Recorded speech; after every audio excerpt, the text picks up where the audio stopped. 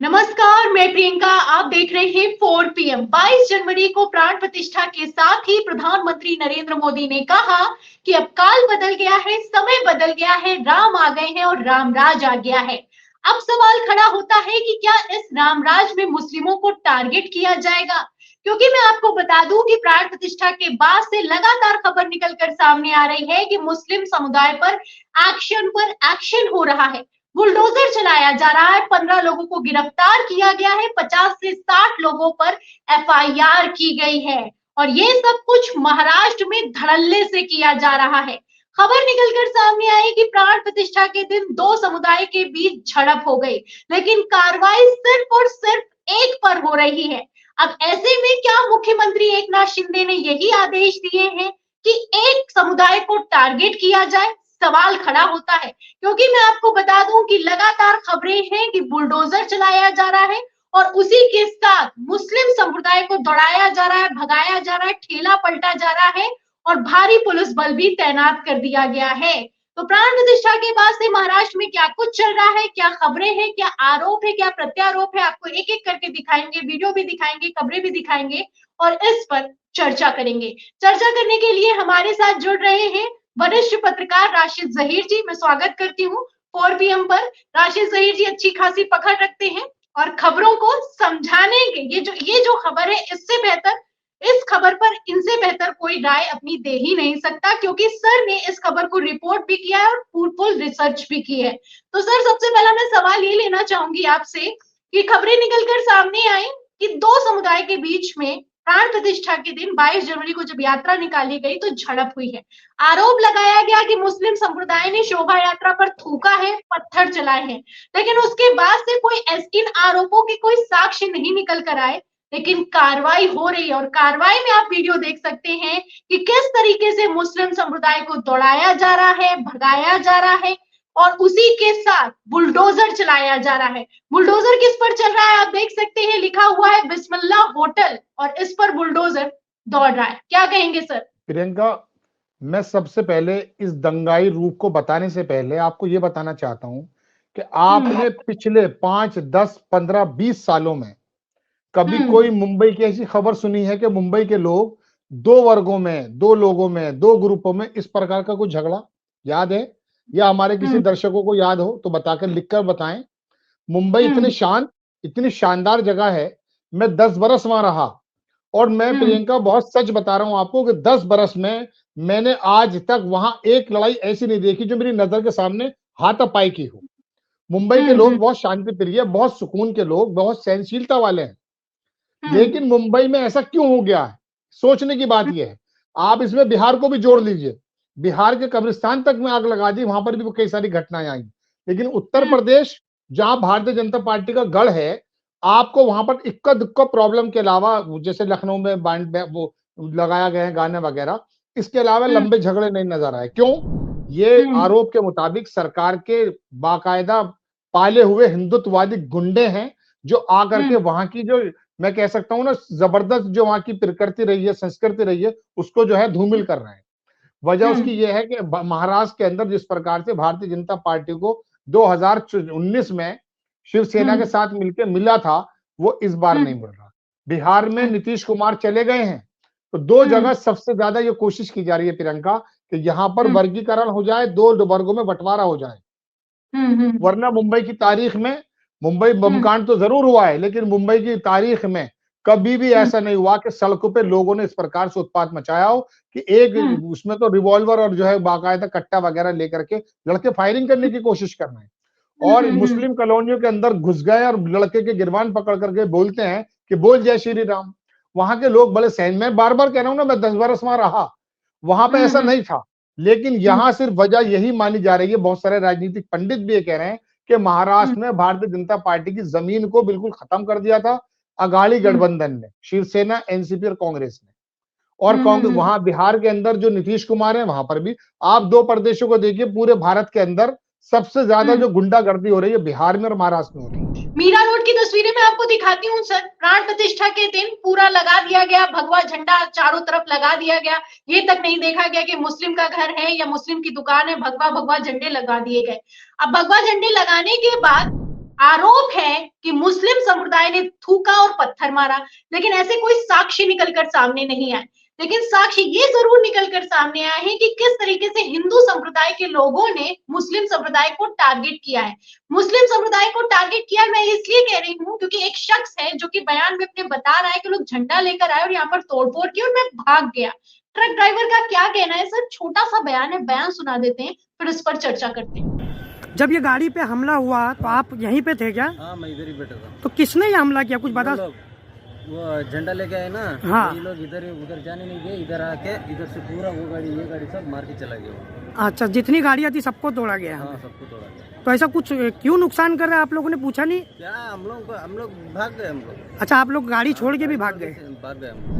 तो सर सुना आपने, शख्स का कहना है कि मैं यहाँ पर खड़ा हुआ था, न जाने क्या हुआ कि भगवा झंडा लेकर आया और पत्थर मार मार कर तोड़ दिया है। तस्वीरें आप देख सकते हैं और तस्वीरें एक और मैं आपको दिखा देती हूँ। आप मीरा रोड की तस्वीरें देखिए कि किस तरीके से जिन लोगों की दाढ़ी बड़ी हुई है या फिर कि उन्होंने टोपी लगाई गई है, खबरें निकलकर सामने आ रही है, वीडियो निकलकर सामने आ रहे हैं। वहां के लोकल पत्रकार इन खबरों को रिपोर्ट कर रहे हैं कि उनके ठेले पलटे जा रहे हैं, उनको दौड़ाया जा रहा है, उनको मारा जा रहा है। ये है रामराज, क्या कहेंगे सर? प्रियंका, थूकने की बात तो यह है कि अभी मध्य प्रदेश में जिस बंदों का नाबालिग लोगों का घर गिराया गया था, उन पर भी थूकने का इल्जाम लगाया था। बुलडोजर चढ़ा दिया था शिवराज सिंह की चौहान सरकार ने। अब आकर के वहां कचहरी के अंदर, कोर्ट के अंदर उन लोगों ने कहा कि ऐसा तो कोई मसला था ही नहीं, थूका ही नहीं गया था। तो ये तो आरोप लगाए जा सकते हैं। चलिए, मैंने मान लिया कि किसी ने मत थूक भी दिया होगा, लेकिन क्या पूरी मुंबई में एक जगह, दो जगह, तीन जगह, चार जगह, पांच जगह, कई जगह ये जो हरकतें हुई हैं, सब जगह थूका गया है क्या? बताइए आप। किसी एक जगह मान सकते हैं, चलिए, लेकिन मुंबई के अलग अलग इलाकों में लड़के मोटरसाइकिलों पर भगवा झंडों के साथ श्री राम लला की तो प्राण प्रतिष्ठा हुई है और हनुमान का विकराल रूप पहन करके, टी शर्ट पहनकर आप निकल रहे हैं। आप क्या समझाना चाहते हैं? और उन लोगों में जो वाकई कानून का मतलब इतना ज्यादा, आप बता दूं मैं आपको प्रियंका के, मुंबई के, मैं बार बार मुंबई का इसलिए जिक्र कर रहा हूं क्योंकि मैंने मुंबई को जिया है और मैं ये सोचा करता था कि अगर भविष्य में कभी मुझे कहीं सेटल होना पड़ेगा, जो उत्तर प्रदेश का माहौल है, मैं मुंबई के बारे में सोचता था। मैं ज्यादा आहत इसलिए भी हूं कि मुंबई का बंदा तो कोई पुलिस वाला खड़ा हो या ना खड़ा हो, ट्रैफिक का बंदा खड़ा हो या ना खड़ा हो, सारे उनके ट्रैफिक रूल्स के नियमों का पालन करता है। अपने कागजातों को, बाइक्स के, गाड़ी वगैरह के पूरे तैयार करके रखता है, हेलमेट लगा के चलते हैं। इतने शरीफ लोग, और इनके साथ पता नहीं क्या होने लगा है ये। लेकिन मैं आपको बताना चाहता हूं कि थूकने की जहां तक बात है, तो ये पुलिस वाले किस लिए हैं भाई? मुंबई के अंदर तो प्रियंका जितने मज़ारात हैं, जितने मंदिर हैं, सारे समुदाय के लोग वहां पर जाते हैं।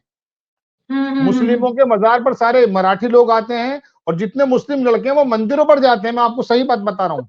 वहां पर जितने आप बार-बार मुंबई की तारीफ कर रहे हैं, लेकिन जो तस्वीरें निकलकर सामने आ रही है, इसके पीछे की आपको वजह क्या लगती है?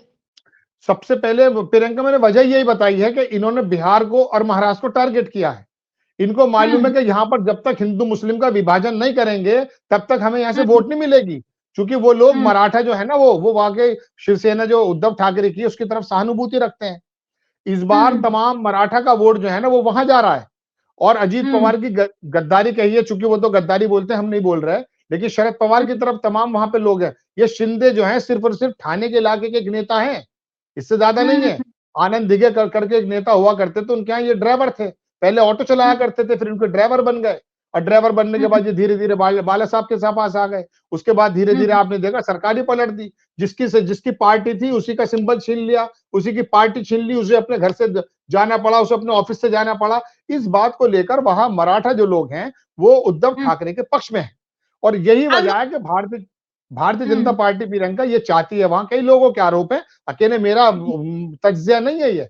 वहां इनको कहना यह कि इनके पास एक ही इक्का है, इनके पास एक ही कामयाबी है, हिंदू मुस्लिम कैसे करें। कितने दिन करेंगे आप? कर लीजिए, प्राण प्रतिष्ठा हो गई। अब तो आपने पूरे देश को राम में कर लिया, पूरा साउथ।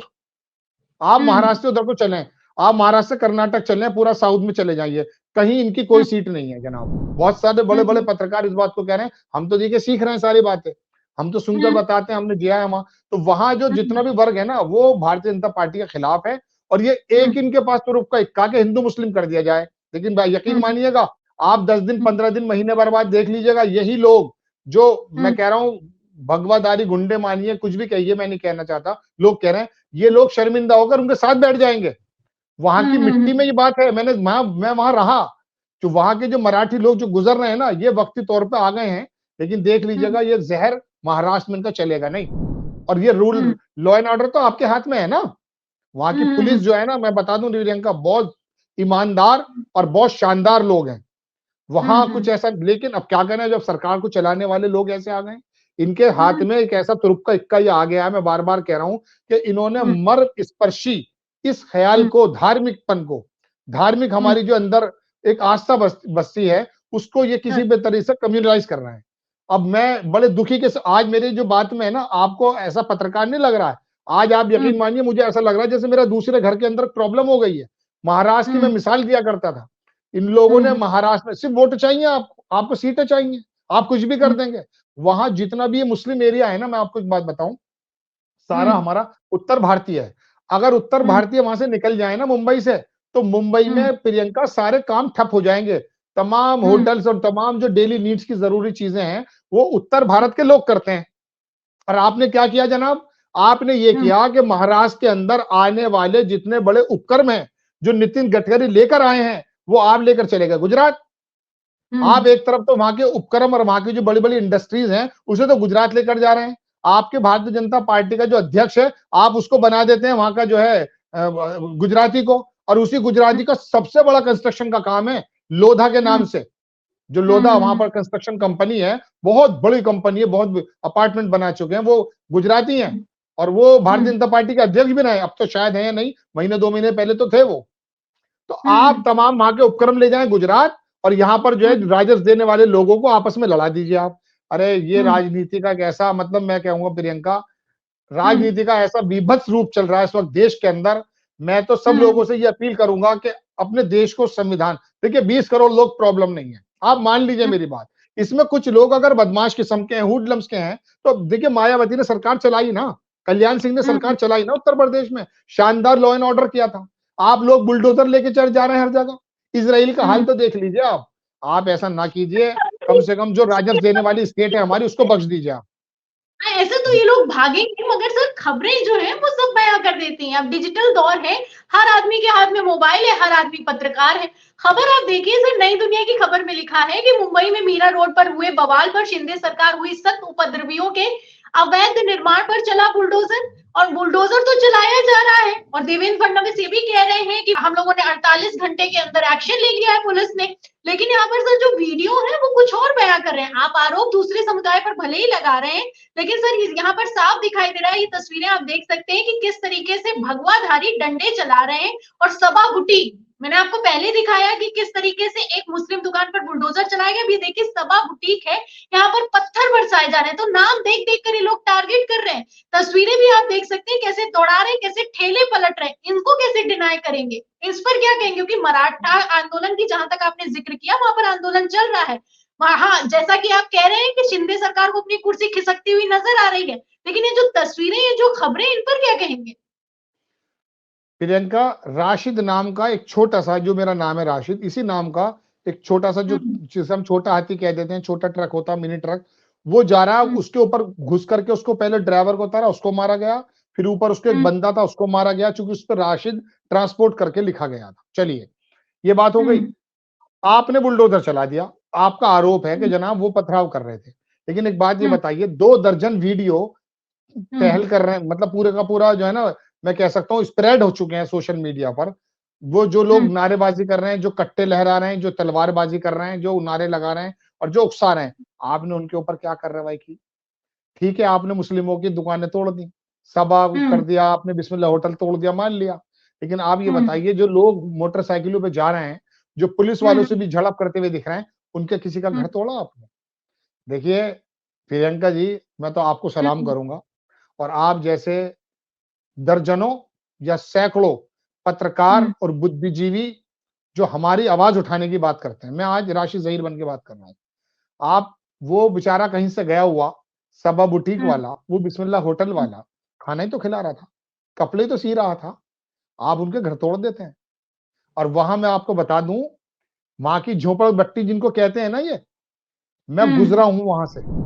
आप 140 करोड़ का नारेबाजी करते हैं, और आपके कैबिनेट मिनिस्टर गोली मारो सालों को और गोली मारो इनको, आज ही ये नारे लगे हैं जो मैं कह रहा हूं आपसे, ये जो मैंने दोहराया ना आपको, ये वाले जी, जी। नारे आज अभी आप शाम को खबर बनाने वाली है इस पर, ये नारे फिर लगे हैं मुंबई के अंदर कि गोली मारो फला को। मतलब वहां एक जगह है कि मैं मुंबई बायखला के पास, मुंबई जो है ना सेंट्रल के पास बायखला है, वहां पर बायखला नाम है, बायकल्ला बोलते हैं।